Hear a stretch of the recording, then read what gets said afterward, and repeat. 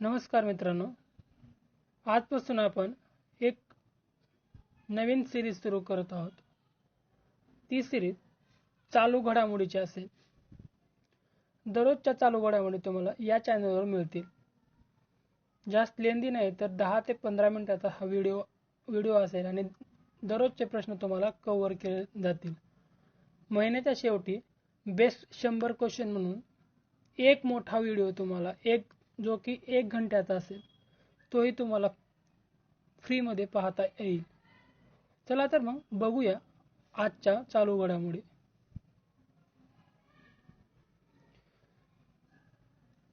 परंतु हे जे मी काही सांगत आहे हे आपण प्रश्न उत्तराच्या स्वरूपात पाहणार आहोत, कारण की आपल्यालाही प्रश्नांचा सराव होत जाईल। आणि ही जी काही सिरीज आहे तुम्ही पण ही सिरीज रिव्हिजन करण्यासाठीच वापरा, कारण आधी तुमचा अभ्यास झालेला असेल असं समजून मी ही सिरीज सुरू करत आहे।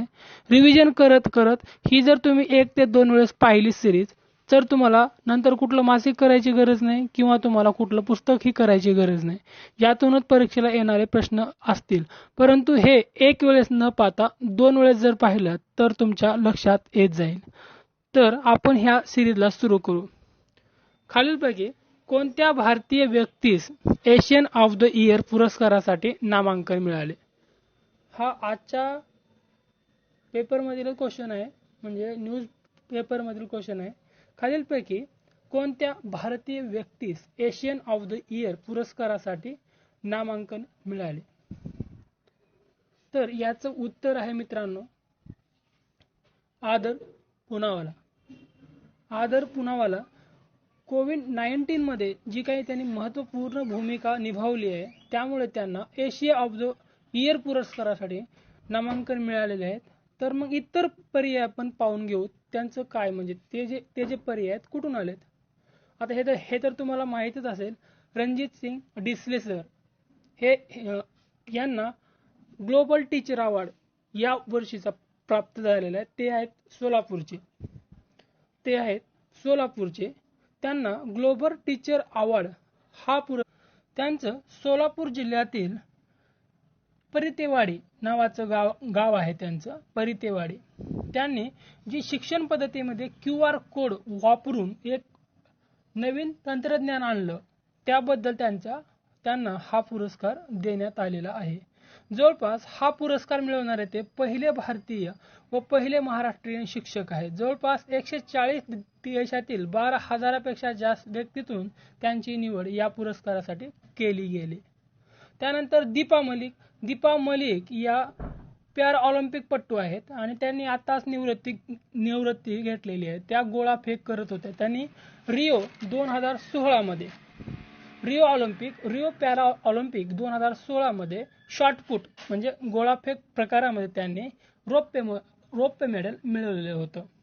त्यानंतर विश्वनाथ आनंद का चर्चेमध्ये होते, तर WWF म्हणजे world wide fund for nature याच्या सदिच्छे दूत म्हणून त्यांची निवड करण्यात आलेली आहे, म्हणून ते चर्चेत होते। विश्वनाथ आनंद प्रसिद्ध बुद्धिबळपटू।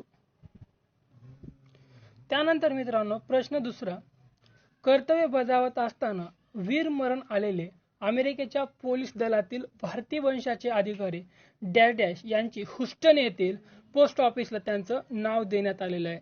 अमेरिकेमध्ये जे काही ह्युस्टन येथील पोस्ट ऑफिस आहे येथे हे कर्तव्य बजावत असताना त्यांना मरण आलेलं आहे, त्यामुळे अमेरिकेने त्यांचं नाव त्या पोस्टाला देण्यात दिलं आहे।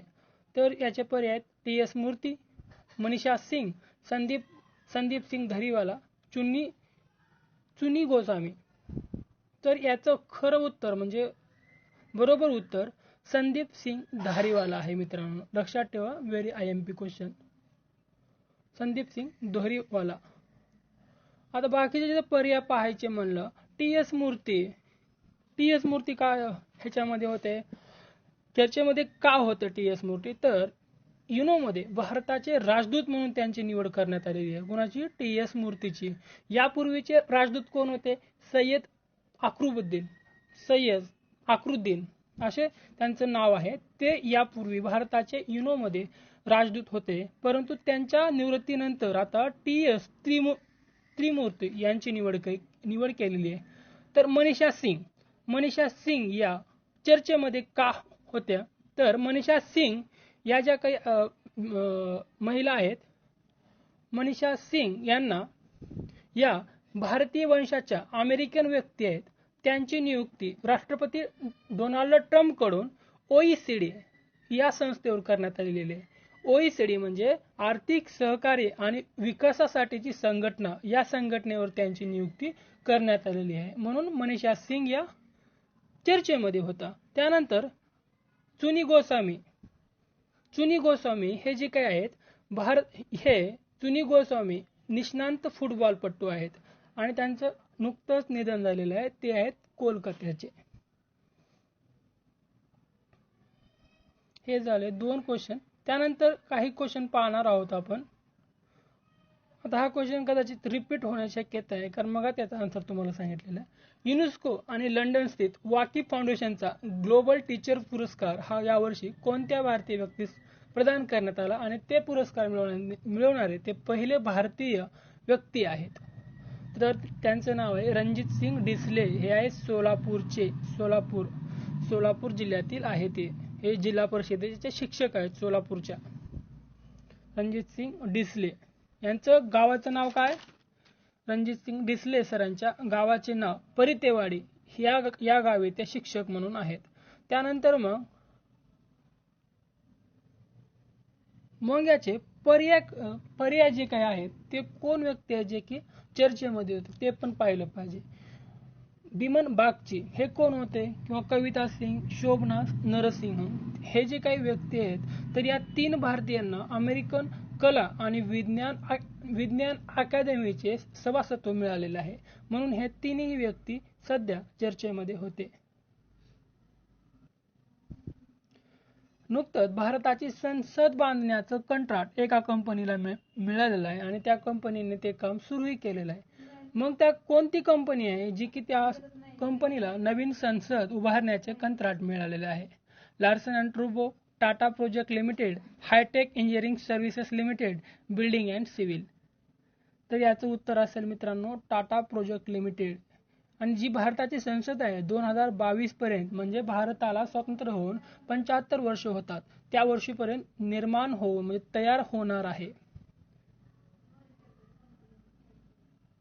तर मित्रांनो हे काही महत्त्वाचे प्रश्न होते आणि मी या सिरीजची सुरुवात आजपासूनच केलेली आहे. त्यामुळे जर तुम्हाला ही सिरीज आवडली असेल तर कमेंट करा, लाईक करा, शेअर करा आणि सबस्क्राईब करा. आणि तुम्हाला ज्या काही गोष्टी आणखी तुम्हाला वाटत आहे त्या टाकल्या पाहिजेत, तर त्याबद्दलही मला कमेंट करून सांगा. नमस्कार.